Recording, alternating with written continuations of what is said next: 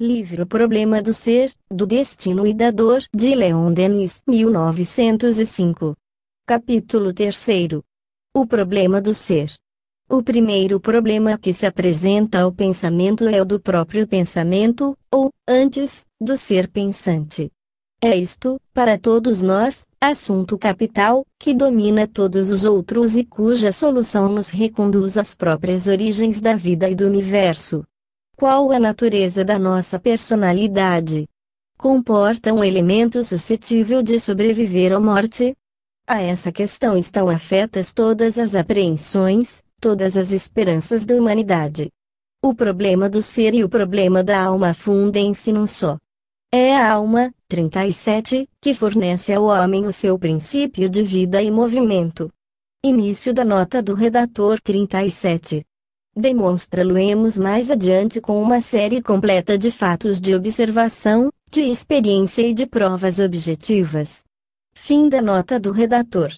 A alma humana é uma vontade livre e soberana, é a unidade consciente que domina todos os atributos, todas as funções, todos os elementos materiais do ser, como a alma divina domina, coordena e liga todas as partes do universo para harmonizá-las. A alma é imortal, porque o nada não existe, coisa alguma pode ser aniquilada, nenhuma individualidade pode deixar de ser. A dissolução das formas materiais prova simplesmente uma coisa, que a alma é separada do organismo por meio do qual comunicava com o meio terrestre. Não deixa, por esse fato, de prosseguir a sua evolução em novas condições, sob formas mais perfeitas e sem nada perder da sua identidade. De cada vez que ela abandona o seu corpo terrestre, encontra-se novamente na vida do espaço, unida ao seu corpo espiritual, do qual é inseparável, a forma imponderável que para si preparou com os seus pensamentos e obras. Esse corpo sutil, essa duplicação fluídica existe em nós no estado permanente. Embora invisível, serve, entretanto, de molde ao nosso corpo material. Este não representa, no destino do ser, o papel mais importante. O corpo visível, ou o corpo físico, varia. Formado de acordo com as necessidades da vida terrestre, é temporário e perecível, desagrega-se e dissolve-se quando morre. O corpo sutil permanece, persistindo ao nascimento, sobrevive às decomposições da campa e acompanha a alma nas suas transmigrações. É o modelo, o tipo original, a verdadeira forma humana, a qual vem incorporar-se temporariamente às moléculas da carne. Essa forma sutil, que se mantém no meio de todas as variações e de todas as correntes materiais, mesmo durante a vida pode separar-se, em certas condições, do corpo carnal, e também agir, aparecer, manifestar-se à distância, como mais adiante veremos, de modo a provar de maneira irrecusável sua existência independente. 38. Início da nota do redator 38. A ciência fisiológica, a qual escapa ainda a maior parte das leis da vida, entreviu, no entanto, a existência do perispírito ou do corpo fluídico, que é ao mesmo tempo o molde do corpo material, o vestuário da alma e o intermediário obrigatório entre eles. Claude Bernard escreveu, Recherches sur les problèmes de la physiologie, há como um desenho pré-estabelecido de cada ser e de cada órgão, de modo que, se considerado insuladamente, cada fenômeno do organismo é tributário das forças gerais da natureza, em conjunto, parecem eles revelar um laço especial, parecem dirigidos por alguma condição invisível pelo caminho que seguem, na ordem que os concatena. Sem a noção do corpo fluídico, a união da alma com o corpo material torna-se incompreensível. Daí o enfraquecimento de certas teorias espiritualistas, que consideravam a alma como espírito puro. Nem a razão nem a ciência podem admitir um ser sem forma. Leibniz, no prefácio das suas novelas Recherches sur la raison humaine, dizia, creio, com a maior parte dos antigos, que todos os espíritos, todas as almas, todas as substâncias simples, ativas, estão sempre unidas a um corpo e que nunca existem almas completamente desprovidas deles. Enfim, existem numerosas provas, objetivas e subjetivas, da existência do perispírito. São, em primeiro lugar, as sensações chamadas de integridade, que acompanham sempre a amputação de qualquer membro. Alguns magnetizadores afirmam que podem exercer influência nos seus doentes, magnetizando o prolongamento fluídico dos membros amputados. Cario Duprel, La Doctrine Monistique de L. Ame, capítulo 6. Vêm depois as aparições dos fantasmas dos vivos. Em muitos casos, o corpo fluídico, concretizado, tem impressionado placas fotográficas, deixado impressões e moldagens em substâncias moles, traços no pó e na fuligem, provocado deslocamento de objetos, etc. Ver, no Invisível, capítulos 12 e 20. Fim da nota do redator. As provas da existência da alma são de duas espécies, morais e experimentais. Vejamos primeiro as provas morais e as de ordem lógica, não obstante haverem servido muitas vezes, conservam toda a sua força e valor. Segundo as escolas materialista e monista, a alma não é mais do que a resultante das funções cerebrais. As células do cérebro, disse Haeckel, são os verdadeiros órgãos da alma. Esta está ligada à integridade delas. Cresce, decai e desaparece com elas. O germe material contém o ser completo, físico e mental. Responderemos em substância, a matéria não pode gerar qualidades que ela não tem. Átomos, sejam triangulares, circulares ou aduncos, não podem representar a razão, o gênio, o amor puro, a caridade sublime. O cérebro, dizem, cria função. É caso compreensível que uma função possa conhecer-se, possuir a consciência e a sensibilidade. Como explicar a consciência, a não ser pelo espírito? Vem da matéria. Quantas vezes não está a primeira em luta com a última? Vem do interesse e do instinto de conservação? Revolta-se ela contra eles e leva-nos até ao sacrifício. O organismo material não é o princípio da vida e das faculdades, é, ao contrário, o seu limite. O cérebro é um simples instrumento que serve ao espírito para registrar as suas sensações. É comparável a uma harmonia, em que cada tecla representaria um gênero especial de sensações. Quando o instrumento está perfeitamente afinado, as teclas dão, sob a ação da vontade, o som peculiar a cada uma delas e reina harmonia em nossas ideias e em nossos atos, mas se as teclas estiverem estragadas, ou desfalcadas, o som produzido não será o que deve ser, a harmonia será incompleta. Resultará daí uma desafinação, por mais esforços que faça a inteligência do artista, ao qual será impossível tirar do instrumento defeituoso uma combinação de manifestações regulares. Assim se explicam as doenças mentais, as neuroses, a idiotia, a perda temporária da palavra ou da memória, a loucura, etc., sem que, por isso, a existência da alma fique comprometida. Em todos esses casos o espírito subsiste, mas as suas manifestações são contrariadas e, às vezes, até aniquiladas por uma falta de correlação com o seu organismo. Sem dúvida, o desenvolvimento do cérebro denota, de maneira geral, altas faculdades. Uma alma delicada e poderosa precisa de um instrumento mais perfeito, que se preste a todas as manifestações de um pensamento elevado e fecundo. As dimensões e circunvoluções do cérebro estão muitas vezes em relação direta com o grau de evolução do espírito. 39. Início da nota do redator. 39. A regra não é absoluta. O cérebro de Gambetta, por exemplo, não pesava mais do que 1.246 gramas, ao passo que a média humana é de 1.500 a 1.800 gramas. Fim da nota do redator. Não se deve daqui deduzir que a memória é um simples jogo das células cerebrais. Estas modificam-se e renovam-se sem cessar, diz a ciência, a tal ponto que o cérebro e o corpo passam por uma completa mudança material em poucos anos. 40. Início da nota do redator. 40. Claude Bernard, La Science Experimentale, Phénomènes de la Vie. Fim da nota do redator. Nessas condições, como explicar que nos possamos recordar dos fatos que remontam a 10, 20, 30 anos?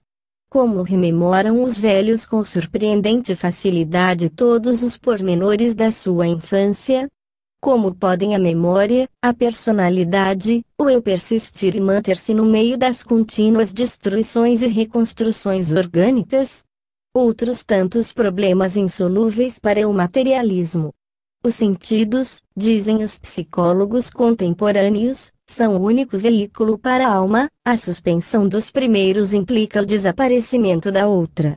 Notemos, entretanto, que o estado de anestesia, isto é, a supressão momentânea da sensibilidade, não elimina, de modo algum, a ação da inteligência.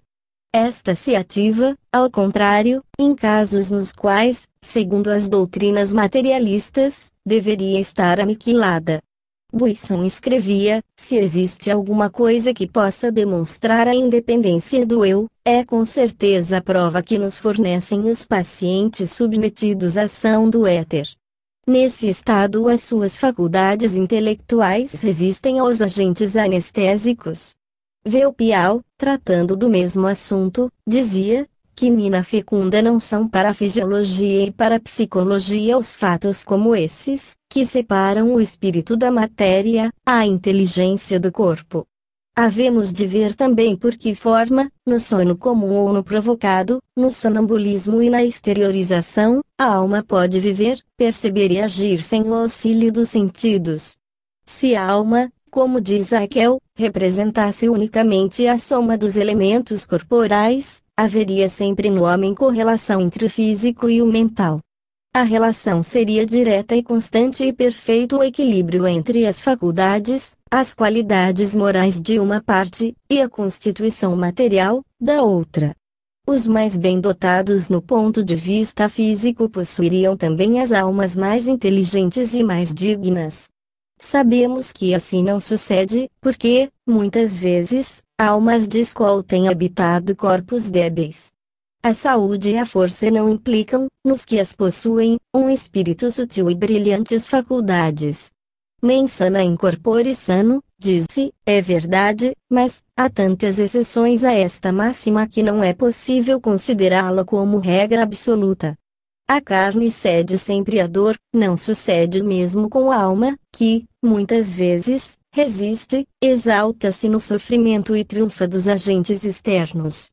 Os exemplos de Antígono, de Jesus, de Sócrates, de Joana d'Arc, dos mártires cristãos, dos hussitas e de tantos outros que embelezam a história e enobrecem a raça humana e estão para lembrar-nos que as vozes do sacrifício e do dever podem elevar-se muito acima dos instintos da matéria. Nas horas decisivas, a vontade dos heróis sabe dominar as resistências do corpo. Se o homem estivesse integralmente contido no germen físico, encontrar-se-iam nele unicamente as qualidades e os defeitos dos seus progenitores, na mesma proporção, mas, ao contrário, vêem-se por toda parte crianças que diferem dos pais, são-lhes superiores ou ficam-lhes inferiores. E irmãos gêmeos, de uma semelhança física flagrante, apresentam, mental e moralmente considerados, caracteres dissemelhantes entre si com os seus ascendentes. As teorias do atavismo e da hereditariedade são impotentes para explicar os casos célebres de crianças artistas ou sábias, músicos como Mozart ou Paganini, calculistas como Mondeux e Einaudi, pintores de 10 anos como Van der Kerkhove e tantos outros meninos prodígio, cujas aptidões não se encontram nos pais ou só se encontram em grau muito inferior, como, por exemplo, nos ascendentes de Mozart. As propriedades da substância material, transmitidas pelos pais, manifestam-se na criança pela semelhança física e pelos males constitucionais, mas a semelhança só persiste, quando muito, durante o primeiro período da vida. Desde que o caráter se define, desde que a criança se faz homem, vê-se as feições se modificarem pouco a pouco, ao mesmo tempo em que as tendências hereditárias vão diminuindo e dando lugar a outros elementos, que constituem uma personalidade diferente, um ser às vezes distinto, pelos gostos, pelas qualidades, pelas paixões, de tudo, quanto se encontra nos ascendentes. Não é, pois, o organismo material o que constitui a personalidade, mas sim o homem interior, o ser psíquico. À medida que este se desenvolve e se afirma por sua própria ação na existência, vê-se a herança física e mental dos pais ir pouco a pouco enfraquecendo e, muitas vezes, desaparecer. A noção do bem, gravada no fundo das consciências, é, igualmente, prova evidente da nossa origem espiritual. Se o homem procedesse do pó ou fosse resultante das forças mecânicas do mundo, não poderíamos conhecer o bem e o mal, sentir remorso nem dor moral. Essas noções, dizem-nos, provêm dos vossos antepassados, da educação, das influências sociais. Mas, se essas noções são heranças exclusivas do passado, de onde foi que ele as recebeu? E por que se multiplicam em nós, não achando terreno favorável nem alimento? Se a vista do mal vos tem causado sofrimento, se tendes chorado por vós e pelos outros, a vez de ter podido entrever, nessas horas de tristeza, de dor reveladora, as secretas profundezas da alma, as suas ligações misteriosas com o além, e deveis compreender o encanto amargo e o fim elevado da existência, de todas as existências. Esse fim é a educação dos seres pela dor, é a ascensão das coisas finitas para a vida infinita. Não, o pensamento e a consciência não derivam de um universo químico e mecânico. Ao contrário, dominam-no, dirigem-no e subjugam-no do alto. Com efeito, não é o pensamento que pesa os mundos, mede a extensão e discrimina as harmonias do cosmo. Só por um lado pertencemos ao mundo material. É por isso que tão vivamente padecemos com os seus males. Se lhe pertencêssemos completamente, sentir-nos-íamos muito mais em nosso elemento e ser-nos-iam poupados muitos sofrimentos. A verdade acerca da natureza humana, da vida e do destino, o bem e o mal, a liberdade e a responsabilidade não se descobrem no fundo das retortas nem na ponta os escalpelos. A ciência material não pode julgar coisas do espírito. Só o espírito pode julgar e compreender o espírito, e isso na razão do grau da sua evolução. É da consciência das almas superiores, dos seus pensamentos, dos seus trabalhos, dos seus exemplos, dos seus sacrifícios, que brotam a luz mais intensa e o mais nobre ideal que podem guiar a humanidade no seu caminho. O homem é, pois, ao mesmo tempo, espírito e matéria, alma e corpo, mas talvez espírito e matéria não sejam mais do que simples palavras, exprimindo de maneira imperfeita as duas formas da vida eterna, a qual dormita na matéria bruta, acorda na matéria orgânica, adquire atividade, se expande e se eleva no espírito. Não haverá, como admitem certos pensadores, mais do que uma essência única das coisas, forma e pensamento ao mesmo tempo, sendo a forma um pensamento materializado e o pensamento a forma do espírito. 41. Início da nota do redator. 41. Entendemos aqui por espírito o princípio da inteligência. Fim da nota do redator. É possível. O saber humano é limitado e até os olhares do gênio não são mais do que relâmpagos no domínio infinito das ideias e das leis. Todavia, o que caracteriza a alma e absolutamente a diferencia da matéria é a sua unidade consciente. Sob a ação da análise, a matéria dispersa-se e dissipa-se. O átomo físico divide-se em subátomos, que, por sua vez, fragmentam-se indefinidamente. A matéria é inteiramente desprovida de unidade, como estabeleceram as recentes descobertas de Becquerel, Curie e Le Bon. No universo só o espírito representa o elemento uno, simples, indivisível e, por conseguinte, logicamente indestrutível, imperecível, imortal.